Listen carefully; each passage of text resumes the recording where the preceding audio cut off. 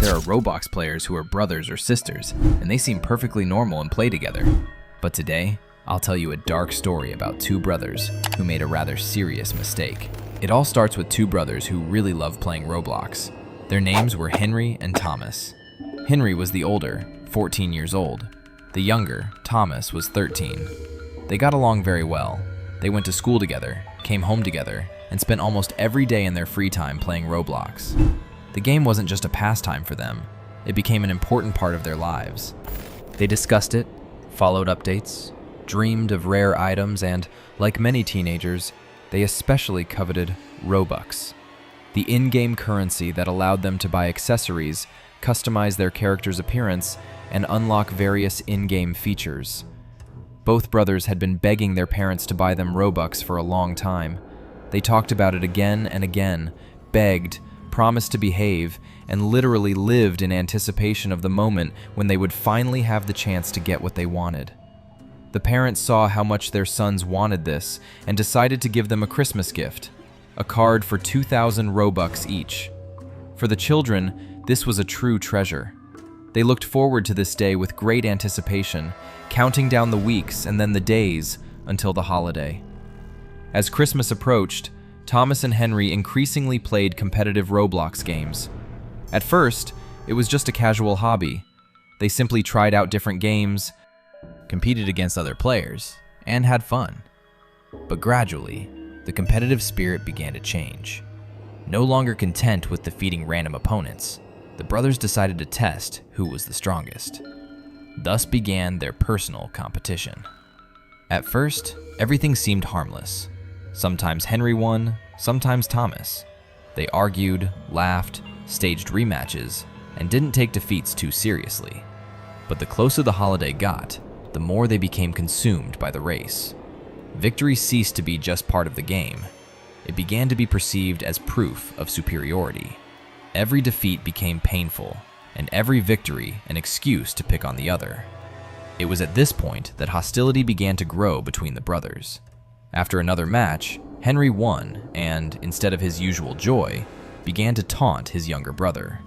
He mocked him, laughed in his face, and clearly took pleasure in taunting Thomas. Thomas couldn't take it anymore. In a fit of anger, he pushed his brother and screamed, demanding a rematch. Henry merely continued the taunting, but agreed to play again. This time, Thomas won. And instead of stopping, he did exactly the same. He started insulting his older brother, calling him a loser and a noob. But words didn't stop there. Thomas hit Henry and pushed him again, so hard that he fell and hit his head on the furniture. The situation quickly spiraled out of control. Henry, enraged and humiliated, lashed out at his younger brother and hit him back. Thomas sat on the floor and burst into tears, and Henry, still in a fit of rage, spat in his face and told him never to treat him like that again. It would seem that this should have been the end of it. A typical, albeit very dirty, fight between teenagers. But it was at this moment that the thought of revenge apparently began to brew in Thomas's mind. He hadn't forgotten the blows, the humiliation, or the spit in his face. For the next few days, he acted as if nothing had happened. He continued playing with his brother, avoided open arguments, didn't respond to provocations, and seemed to deliberately become quieter. When he won, he no longer teased Henry. When he lost, he silently endured the ridicule. From the outside, it might have seemed that he had calmed down, but in reality, he was simply biding his time, because revenge is a dish best served cold. Meanwhile, the tension in the house was growing. The parents had already noticed that their sons were arguing too often, specifically over games. Their arguments were getting louder, more angry, and lasting longer. At one point, the parents even seriously considered not giving the promised Robux at all, as they saw their children losing control. Just before the party, they sat both sons down in the living room and had a serious talk. The brothers apologized, promised not to fight again, and assured them it wouldn't happen again. They said they regretted their fights and asked them not to cancel the gift. The parents, hoping it was truly a temporary emotional outburst, decided to believe them. It was Christmas Eve. The house was filled with a festive atmosphere. The family was preparing for the celebration, dressing up, decorating the tree, and welcoming relatives. Presents lay under the tree, and among them were those very Roblox cards the brothers had been waiting for so long. It was almost midnight. Thomas and Henry were buzzing with joy and anticipation. They practically circled the tree, knowing that their wish was only minutes away. When the clock struck 12, the party officially began. Everyone congratulated each other, gave gifts, hugged, and rejoiced. The parents each gave their son a card for 2,000 Robux. For the brothers, this was the highlight of the evening. They immediately rushed upstairs to their room to activate the codes and start spending the long-awaited currency. Probably none of the adults could have imagined that within minutes, this festive evening would turn into a nightmare. Downstairs, the joyful voices of the guests, unaware of what had just happened, could still be heard. Once in the room, the brothers were about to activate the cards, but Henry suddenly decided to take a quick bathroom break after a hearty Christmas dinner. He left Thomas alone with 2 gift cards, and it was at that moment that the younger brother apparently realized this was his chance for revenge. While Henry was away, Thomas took both cards and used both codes on his account. So, instead of the 2,000 Robux he was supposed to get, he received 4,000, essentially stealing his brother's gift. Moreover, he didn't just do it for the sake of revenge. He immediately began spending the other person's Robux along with his own. He bought rare items, accessories, game passes, and various upgrades, and did so with obvious pleasure. Almost the entire amount was spent before his older brother returned. He only had about 200 Robux left in his account. When Henry returned, he immediately noticed Thomas was acting strange. He was laughing and seemed overly pleased. When he asked what was wrong, his younger brother responded evasively, as if he'd simply remembered something funny. But then Henry picked up his card and saw that it was damaged. He asked what had happened, but Thomas feigned ignorance. Despite his suspicions, Henry still didn't fully believe his brother was capable of such a thing, so he tried to activate the code anyway. But the system returned an error. The card had already been used. At that moment, everything became clear. To be absolutely sure, Henry checked Thomas's account and saw expensive items that required thousands of Robux. There was no doubt. His brother hadn't simply stolen his gift. He'd already spent almost all of it. Then Thomas stopped hiding and openly admitted what he'd done.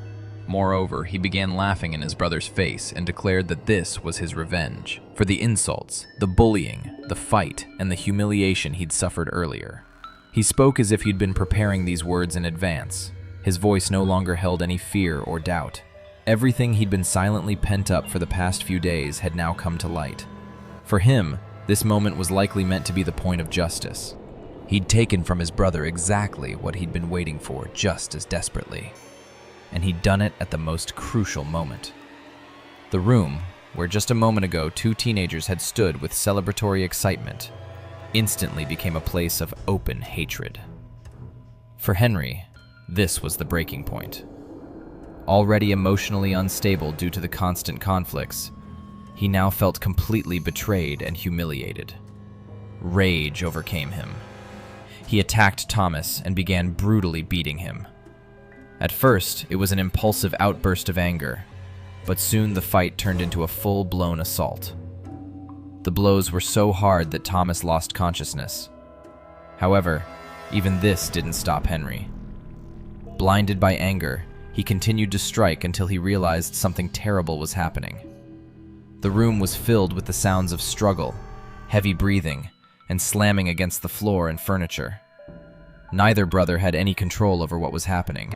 Nothing remained of the recent celebration, the gifts, or the excitement with which they had rushed upstairs just minutes earlier.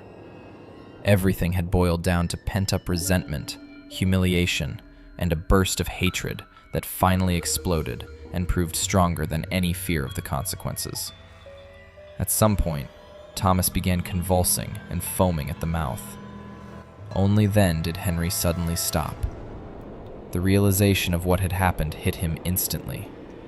He began screaming, calling for his parents, and begging for help. Hearing the noise, the adults rushed into the room. What they saw was a real shock. One son stood with broken arms from the beating. The other lay unconscious, severely injured, convulsing. Thomas's father immediately rushed to his aid. The boy had suffered serious head and facial injuries. His parents, terrified and panicked, rushed him to the hospital. But it was Christmas Eve, which only complicated matters. Finding doctors willing to see him immediately proved difficult. Thomas was eventually taken to a clinic, where he was rushed to the emergency room. While doctors attended to their youngest son, Henry waited with his parents. It was then that he confessed everything. He recounted what had happened in the room, admitted that he had beaten his brother over Robux and the pent-up hatred between them, and admitted that he himself had been cruel for a long time, mocking, humiliating, and provoking Thomas. This was unbearable for his parents. They found it hard to believe that such horror could have been caused by a children's game and its in-game currency. At that moment, they decided to permanently ban both sons from all online games, including Roblox. But this decision changed nothing. The tragedy had already occurred. The wait at the hospital dragged on agonizingly.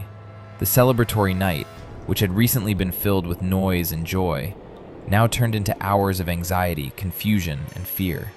The parents barely spoke to each other. Henry sat nearby, apparently no longer fully comprehending how everything had descended to this state in just a few minutes. All the events of the evening seemed compressed into one short sequence: the gift, the room, the map, the laughter, the outburst of rage, and the cries for help.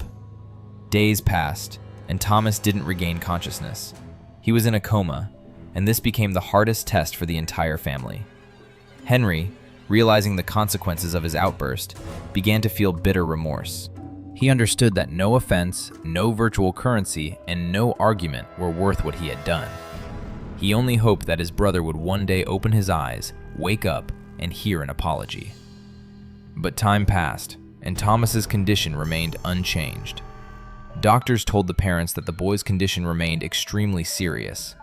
He had suffered serious injuries, and the first 24 hours after his admission were crucial. The family barely left the hospital. His mother sat constantly outside the room, his father talked with the doctors and tried to hold on, and Henry silently awaited news, avoiding eye contact.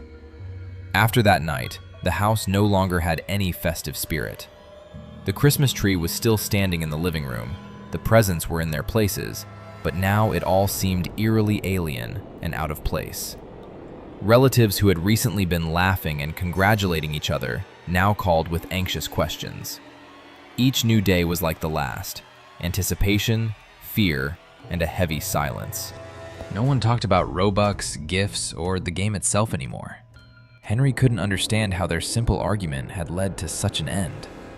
Be sure to subscribe to the channel, like, and press the bell so as not to miss new videos.